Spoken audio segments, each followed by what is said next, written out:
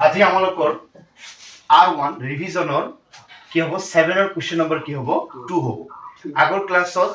7 ৰ 1 নম্বৰ কৰোৱা হৈছিল আৰু আজি 7 ৰ কিমান নম্বৰ হ'ব 2 নম্বৰ হ'ব 7 কোৱেশ্চনটো কি কৈছে তলৰ দশমিক সংখ্যাবোৰৰ বৰ্গমূল কি কৰা নিৰ্ণয় কৰা এই নাম্বাৰটোৰ কি নিৰ্ণয় কৰিব লাগে বৰ্গমূল কি নিৰ্ণয় কৰিব লাগে বৰ্গমূল আৰু এই নাম্বাৰটোৰ কিহত আছে দশমিকত আছে তেতিয়াহ'লে বৰ্গমূল নিৰ্ণয় কৰিবলৈ হলে এইটো কেনেকৈ কৰিব লাগিব এই নাম্বাৰটো প্ৰথমে ডিভাইড কৰিব লাগিব কি কৰিব লাগিব ডিভাইড 24 পইণ্ট কি আছে 0 1 আছে বৰ্গমূল ওলোৱাৰ সময়ত এটা কথা কোৱা হৈছিল যি নাম্বাৰটো পূৰণ কৰিবা সেই নাম্বাৰটো কি হ'ব লাগিব সেম হ'ব লাগিব কি হ'ব লাগিব সেম 2 দিলে অপোজিট 2 দিব লাগিব কাৰণ 2 2 কি হ'ব 4 3 দিলে অপোজিট 3 দিব লাগিব 3 3 9 হ'ব 3 3 গুণ কি হয় 9 4 দিলে 4 4 গুণ কি হ'ব 16 হ'ব মানে যি নাম্বাৰটো দিবা ইয়াতো সেম নাম্বাৰ দিব লাগিব আৰু প্ৰথম অৱস্থাত কি কৰিব লাগিব পেয়াৰ মানে জোড়া জোড়া কি কৰিব লাগিব সিলেক্ট কৰিব লাগিব এই দুটা মিলি এটা আৰ এই দুটা মিলি কি এটা মানে দুটা নাম্বাৰক কি কৰিব লাগিব পেয়াৰত ভাগ কৰিব লাগিব মানে জোড়া জোড়া লব লাগিব তেনেহলে ইয়াত এনেকুৱা এটা নাম্বাৰ দিব লাগিব হয় 24 ৰ ওচৰত যাব নহলে 24 ৰ কি হ'ব সমান হ'ব কিন্তু 24 ৰ বেছি হ'ব নোৱাৰে 5 5 যাৰ কি হয় 25 5 5 কি হয় 25 তাহলে 25 হলে কি হ'ব বেছি হ'ব তাহলে এটো নহব তাহলে 5 ৰ তলত কি আছে 4 4 4 যা 16 4 4 গুণ কি হয় 16 হয় তাহলে ইয়াত কি দিব লাগিব ইয়াত 4 দিলে ইয়াতো কি দিব লাগিব 4 দিব লাগিব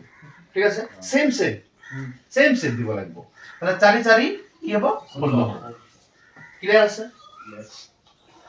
এতিয়া এইটো মাইনাস কৰিব লাগিব এতিয়া কি কৰিব লাগিব মাইনাস 24 ৰ পৰা 16 মাইনাস কৰিলে কিমান হয় 8 হ'ব ঠিক আছে না ঠিক আছে ইয়াত কি আছে পয়েন্টটো কি যাব ইয়াত যাব ঠিক আছে আৰু ইয়াত পয়েন্ট নাহে বাকি এই নাম্বাৰটো গুটিটো ইয়াত তলত আনিব লাগিব কি আছে 01 ইয়াত কি হ'ব 0 ক্লিয়াৰ আছে মানে যি নাম্বাৰটোৱে তলত আনিবা জোড়াটো আনিব লাগিব পেয়াৰটো আনিব লাগিব কি আনিব লাগিব পেয়াৰ মানে দুটা থাকিলে দুটা নম্বৰে তলত লৈ আনিব লাগিব ঠিক আছে নেক্সট কি হ'ব এই ইয়াত 4 আছে না ইয়াত 4 আছে ইয়াত 4 নম্বৰে কি কৰিব লাগিব প্লাস কৰিব লাগিব এক্সামত যদি ইয়াত 2 থাকে 2 দি প্লাস কৰিব লাগিব 3 থাকিলে 3 দি প্লাস কৰিব লাগিব মানে যি নাম্বাৰটোই থাকিব এই নাম্বাৰটো কি কৰিব লাগিব প্লাস কৰিব লাগিব তাহলে 4 আৰু 4 প্লাস কৰিলে কি হয় 8 হয় ঠিক আছে না তেনেহলে ইয়াত এনেকুৱা এটা নাম্বাৰ দিব লাগিব বা ইয়াত এনেকুৱা এটা নাম্বাৰ দিব লাগিব যাক পূৰণ কৰিলে কি হ'ব 801 হ'ব 9 দিলে কি হ'ব 9 তো 9 দি চেক কৰো কিন্তু এটা কথা আছে ইয়াত লাস্টৰ নাম্বাৰটো কি আছে 1 লাস্টৰ নাম্বাৰটো 1 তুমি মনত কৰিবা কোন নম্বৰ দুটাক মাল্টিপ্লাই কৰে লাস্টত 1 হয় যেনে কৈ 9 9 নং কি হয় 81 আৰু 81 লাস্টত কি থাকে 1 ইয়াৰ লাস্টত কি আছে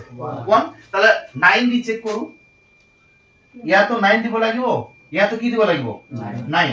ইয়াত 9 দিয়াৰ লগে লগে কি হ'ল 89 আৰু ইয়াত কি হ'ল 9 মাল্টিপ্লাই কৰিলে কি হ'ব 1 8 থাকিল 78 72 কি হ'ব 80 মিলিছে নে নাই তাহলে কি হ'ল 801 মিলি গৈছে তাহলে আমাৰ आंसर কি হ'ল 4.9 তেনে হলে ইয়াৰ বৰ্গমূল কি হ'ব 4.9 এতিয়া 7 ৰ কোৱেশ্চন নম্বৰ কি আছে 3 এইটো কি কৰিব লাগিব বৰ্গমূল নিৰ্ণয় কৰিব লাগিব তাহলে প্ৰথমত বৰ্গমূল নিৰ্ণয় কৰিবলৈ ইয়াক কি কৰিব লাগিব ডিভাইড কৰিব লাগিব কি আছে 1 4 6.411 ফার্স্ট তোমার কাম হল পেয়ার সিলেকশন করা পেয়ার মানে জোড়া জোড়া সিলেকশন করা ইয়াত কেইটা আছে দুটা মিলি কেইটা হবে এটা ইয়াত দুটা মিলি কেইটা হবে এটা আৰু এইবাৰ 1 কি থাকিল 1 অকেলে থাকিল সিঙ্গেল থাকিল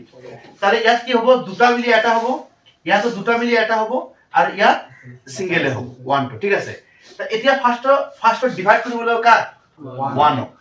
কাৰণ যি নাম্বাৰটো সিঙ্গেল আছে এই নাম্বাৰটোকে ভাগ কৰিব লাগিব 1 তাহলে আমি তো সকলোৱে জানো একক একেৰে পূৰণ কৰিলে কি হয় একে হ'ব তাহলে ইয়াত কি দিব লাগিব 1 দিব লাগিব ইয়াতো কি দিব লাগিব 1 দিব লাগিব কারণ একক কি হয় ঠিক আছে তাহলে ইয়াতো 1 তে 1 দিলে কি হয় 0 এটা না লাগে বাকি জোড়া কোনটা থাকে 46 তো 46 টা কমপ্লিট ইয়াত আহিব ক্লিয়ার 46 আহিব কিন্তু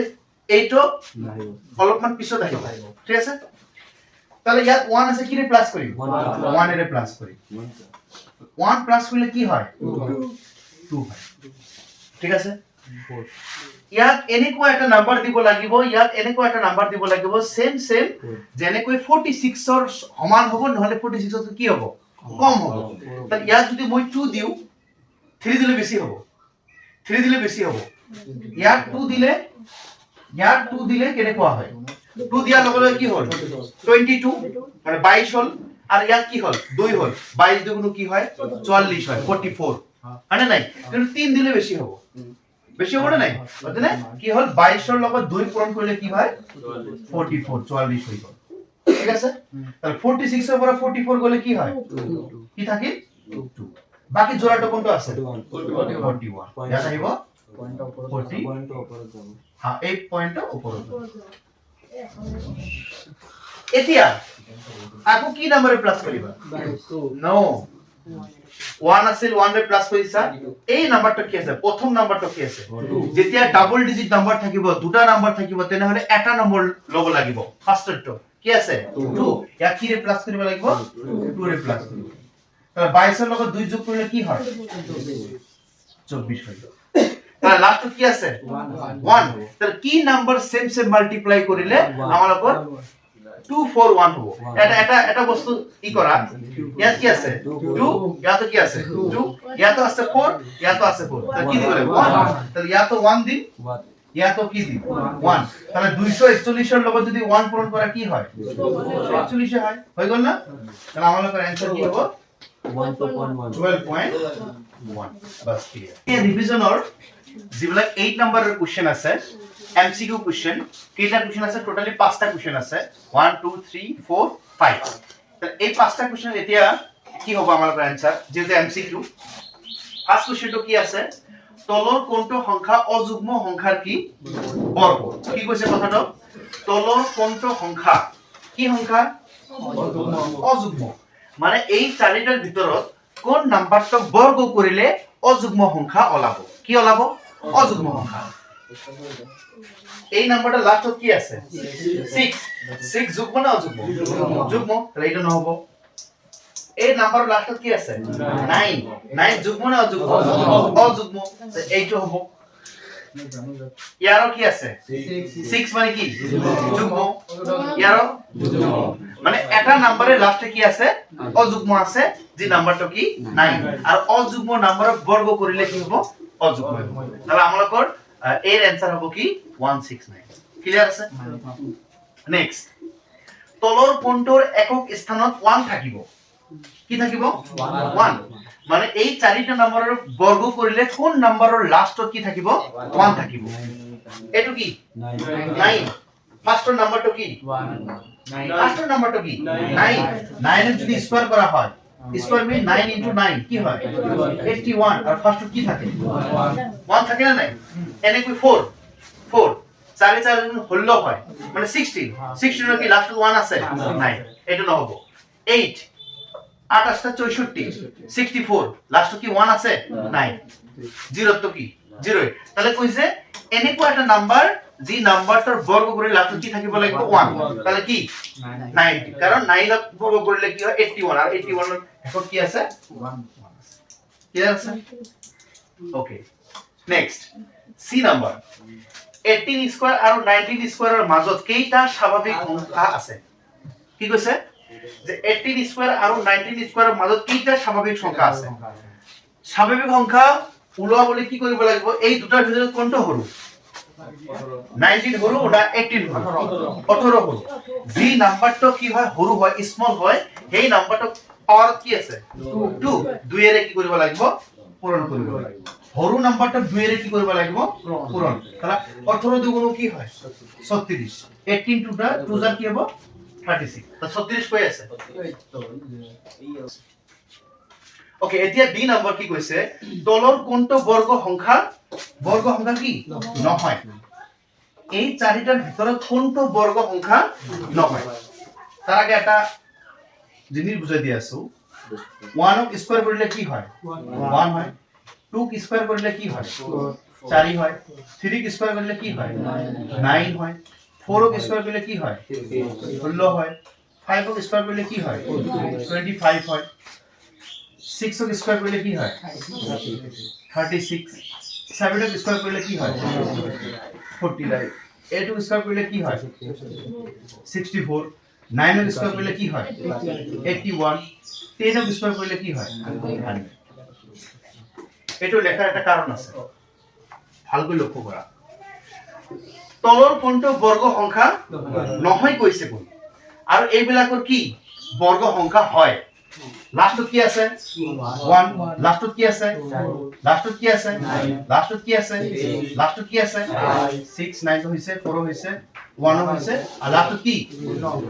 যদি কোনো নম্বৰৰ লাষ্টত 1 থাকে 4 থাকে 9 থাকে 6 থাকে 5 থাকে আৰু কি থাকে 0 তেনেহলে এই নাম্বাৰবোৰ পূৰ্ণ বৰ্গ সংখ্যা হয় কি হয় বাকি কি থাকে 1 এর পিছত কি থাকে 2 আছে নাই 3 আছে নাই 4 তো আছে 5 আছে 6 আছে 7 9 8 আছে নাই 8 নাই 9 আছে 0 আছে তা এই চাৰিটা যদি কোনো নম্বৰৰ লাষ্টত থাকে যদি কোনো নম্বৰৰ লাষ্টত কি থাকিব 2 যদি 3 বা 7 বা কি থাকে 8 তেনেহলে পূৰ্ণবৰ্গ সংখ্যা নহয় তাহলে ইয়াৰ কি আছে 2 আছে কোনটো না এই যে হেকত কি আছে 2 তাহলে এইটো কি হ'ব आंसर ক্লিয়ার এটা ক্লিয়ার করো স্যার ওখানে আপনি তো দিয়ে দিলেন ওকে এতিয়া কি নাম্বার ই নাম্বার এটা বস্তু লক্ষ্য করা ই নাম্বারত 2025 ইয়াৰ आंसर হয় কি 45 লক্ষ্য করা 2025 এর आंसर কি হয় 45 20.25 এর आंसर কি হবে 0. সেম নাম্বার এই যে 2025 20 কি 25 একই নাম্বার বাট একটা ডিফারেন্স আছে কি ইয়াত পয়েন্ট নাই ইয়াত কি আছে পয়েন্ট আছে এটা বস্তু খেয়াল করা 2025 এর आंसर যদি 45 হয় ইয়াৰ आंसर কি হ'ব 45 এ হ'ব বাট ইয়াৰ মিডলত কি আছে পয়েন্ট ইয়াৰ মিডলত কি আহিব পয়েন্ট গ্রামার এর आंसर কি হ'ব 4.5 आंसर হ'ব 4.5 ক্লিয়ার